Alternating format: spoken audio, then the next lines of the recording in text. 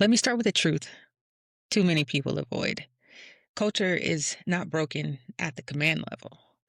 Culture breaks at the division level, one ignored standard at a time. This isn't just a podcast, it's a movement. Real stories, zero fluff, battle tested wisdom, straight from the mess to the dead plates. If you're tired of silence, the politicking, and leadership cliches, you're in the right place. Welcome to Culture Keeper. Welcome back to Culture Keeper, the podcast that bridges the gap between junior sailors and senior leaders. I'm Jessica Hardemon. So many folks love to say, the culture is bad, but not as many want to ask the real question. And that is, what part of the culture did I allow? Because here's what most sailors never learn. You don't fix the culture with a policy. You fix culture with a division that refuses to drift. So let me illustrate this with something every sailor has seen, even if they've never named it. So picture a ship, not a whole command, just one space.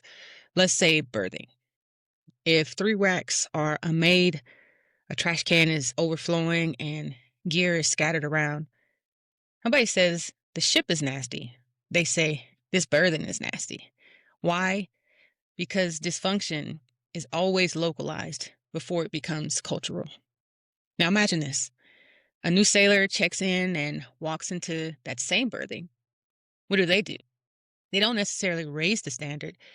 They will match the environment. That's culture. Not the posters, not the command mission, not the CO's philosophy. Culture is the lowest standard that consistently goes unchallenged. And it starts in the smallest spaces, not the largest offices. Now, if you want to change the Navy, don't start with the Navy. Start with the 5, the 10, or the 20 sailors who watch how you move every day. So let's anchor this. The Navy has a culture. Your command has a culture. But your division has a reality. And reality wins.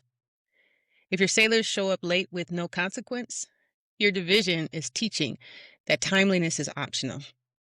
If taskers slide and nobody follows up, your division is teaching that accountability is negotiable. If communication is sloppy, your division is teaching confusion as a leadership style. Here's the punchline. Your division is a culture your sailors remember, not the command. And guess who they blame or praise? The LPO, the chief, the petty officer that they see every single day.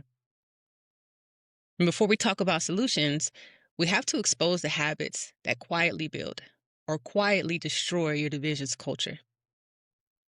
These are 5 behaviors your sailors are already learning from you, whether you meant to teach them or not. So let's break it down. Number 1, accountability that actually costs something. Hard truth, most divisions don't fail from incompetence. They fail from leaders who refuse to enforce the standard. Now that leadership shift, tie every missed standard to a specific corrective action. Use immediate, calm accountability, not delayed frustration. Think about it like this. In your relationships, whether it be a partner, a friend, family member, whatever, how frustrating is it for someone to hold on to missteps that you may be making? Never saying anything, but they present that frustration in silent treatment, or they blow up at you for something small as leaving the milk out or drinking all of the orange juice. That happens in leadership as well, where leaders hold it in, they're frustrated, and then a sailor makes an honest mistake and they get blown up on. That does nothing to build culture, but it definitely does something to erode it. Document patterns early, so interventions are surgical, not emotional. Sailor makes a misstep, have your verbal counseling. Following your verbal counseling, you have your counseling chits. Another counseling chit, another counseling chit. And then what comes next? A report chit. We don't do our sailors favors if we don't hold them accountable. Make expectations visible. Post it, repeat it, reinforced. That division impact, well, when accountability is predictable instead of optional, sailors stop gambling with standards. Culture shifts from reactionary correction to proactive discipline. Culture will change the moment consequences become consistent and not convenient. Number 2, communication that removes excuses. Ambiguity is the birthplace of dysfunction. Sailors can't hit targets leaders didn't define. So that shift, teach sailors the 3 clarity questions that they should ask every time they're tasked. What does done look like? When is it due? What support is needed for this? And then require your sailors to repeat back their understanding. Close all loops with a final confirmation text or email, or need be that final huddle to make sure that everyone's on the same page so that the expectation that you have can be met because your sailors fully understand it. That division impact, when your sailors understand the tasks the first time, your culture shifts from excuses to execution. Clear communication, it eliminates about 80% of the friction before it even starts. Number 3, standards you enforce when it's inconvenient. Your division doesn't learn from your highest standards. They learn your lowest tolerated behavior. So set the real standard. Correct standards immediately, not after it spirals. Use the pause principle. When you see an issue, pause your momentum right then and there and fix it. Once standards are enforced without exceptions, culture stabilizes because a standard that's ignored once becomes a rule rewritten forever. Number 4, presence that eliminates assumptions. A leader who is never seen is eventually never trusted. So walk your spaces every day, not as a surprise, but as a rhythm. Swap checking on with engaging with. Observe without speaking for the first 60 seconds to gather the real picture so you don't have to assume. Use your presence to train, not just to correct. Let sailors teach you their world. Because when leaders show up consistently, misinformation dies, respect rises, and standards stay visible. Presence creates connection. Connection creates influence. Influence creates culture. And number 5, recognition and correction with precision. You can't build culture with praise alone, and you can't save culture with correction alone. Both must coexist. So praise publicly with precision. Here's what you did well. Here's why it mattered. Correct privately with clarity. Here's the gap. Here's what right looks like. Here's how I'll support you. If need be, use a weekly recognition ritual, whether it's at quarters or in whatever form of communication that you have for your division. What this does, well, sailors feel valued and developed. Morale strengthens because expectations are clear and consistent. You see, culture grows fastest where recognition feels earned and correction feels fair. All right, so now you know the habits, but knowing them isn't the problem. Changing them is. Culture doesn't shift because people understand something. Culture shifts because leaders take action that others can feel. So let's talk about how you actually reset a division that's been drifting. The steps that leaders can use when they need to turn a division around. Number 1, define your non-negotiables. You cannot enforce what you haven't defined. Those standards, they'll die from vagueness, not defiance. So what can you do? Pick 3 non-negotiables tied directly to the 5 habits. Accountability, communication, professionalism. For example, missed timelines, that equals immediate follow-up. For communication, all taskers start with those 3 clarifying questions. Professionalism, Uniform plus conduct standards enforced every single time. Now, if you have more than 3, you're writing a wish list, not a culture. Culture shifts when your sailors know exactly what will always get enforced. Number 2, conduct a culture audit. You can't fix what you don't see. And leaders often drift blind. So walk your spaces with one lens. What behavior here contradicts the standards I say I believe in? And you want to look for inconsistency, silence, task, drift, lack of clarity, low standards in appearance or performance. Because whatever you walk past today becomes your new standard tomorrow. Number 3, eliminate culture killers immediately. You see that culture resets don't begin by adding new behaviors.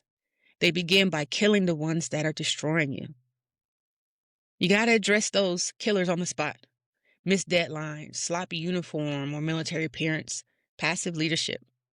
The whole, this is how it's always been, or that's just how they are statements. Gossip, disrespect, avoidance of corrective conversations. If you don't remove the rot, the rebuild will collapse in 30 days. Accountability isn't punishment. It's protection for your division. Number 4, reset communication rhythms. Now, this matters because culture drifts when communication is inconsistent. Clarity is the antidote. So implement a predictable communication rhythm. Do you have a daily 2 to 3 minute huddle? Mandatory repeat backs, end of the day closeouts, right? Very intentional closeouts. What's done? What's pending? What needs support? These sailors don't need more emails. They need a system that removes excuses and confusion. Culture strengthens when communication is simple, consistent, and enforced. Rebuild your presence before trying to build a process. Because if your presence doesn't change, nothing else will. Spend time in the work centers. Observe without interrupting. Ask sailors how they would fix the issues and reinforce those standards in real time. Processes won't rebuild a division if the leader is invisible. Your presence is the culture thermostat. If you're cold, the division will freeze. Number 6, anchor culture through daily reinforcement. Culture isn't built by announcements. It's built by repetition. Embed 2 rituals. A recognition ritual weekly. Name a sailor, name the behavior, name the impact. And a correction ritual daily. Quick, calm, consistent follow-ups to reinforce standards. You see, recognition tells sailors what to repeat. Correction tells sailors what to remove. And together, they create cultural clarity, the most powerful tool a leader has. And then you want to reevaluate these standards every 30 days because culture only stabilizes when consistency becomes identity. So after that 30 days of implementing, these changes in the plan, get your team together, your LPO, your DIVO, your chief, works in a soup if need be, and ask, what improved? What's still slipping? What standards are now automatic? What habits need reinforcement? And listen to the feedback. This culture isn't a speech. Culture is a cycle. Audit, enforce, reinforce, repeat. This final step ensures the change sticks. But a plan on paper doesn't change anything. Culture only shifts when a leader draws a line and says, this stops today. And that's where your challenge comes in. So here's your culture keeper challenge. And it's one that many leaders avoid because it exposes who you really are as a leader. Pick one thing your division is doing right now that you've been avoiding correcting, and correct it today. Not tomorrow, not next week, not after the inspection, today. Because whatever you refuse to confront is exactly what your division will repeat. So here's what I want you to walk away with. The Navy you serve in is shaped by the division you lead. The culture you complain about is the culture you tolerate. And the standard you enforce today becomes the reputation your sailors carry tomorrow. You don't need a title to shape culture. You don't need permission to raise the bar. You just need the courage to start right where you are. So if no one has told you today, let me be the first to say thank you for all that you've done, all that you do, and all that you will do. Until next time, keep the culture, lead on. Culture isn't just kept, it's shaped. Every sailor, every day. Keep the culture, lead on.